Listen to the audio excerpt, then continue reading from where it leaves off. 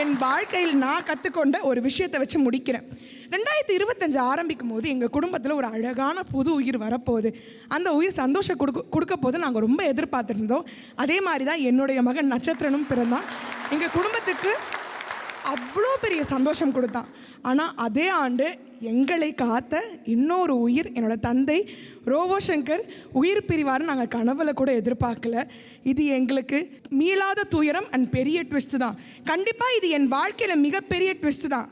ஆனால் அதை நினச்சி நான் முணங்கி இருந்திருந்தா மறைந்தது தந்தையின் உடல் மட்டுமே, அவர் உயிர் எங்கள் குடும்பம் மட்டும்தான். அழகு அழகு.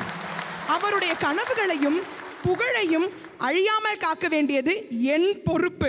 நீ தைரியமா வா இந்திரஜா, நீ எங்க வீட்டு பொண்ணுமா, நீ எங்க பாண்டியம்மா அப்படின்னு நீங்க எல்லாம் சொன்னதுனால தான் இன்னைக்கு உங்க முன்னாடி நான் பெஸ்டா இந்த பட்டிமன்ற மேடையில நிக்கிறேன்.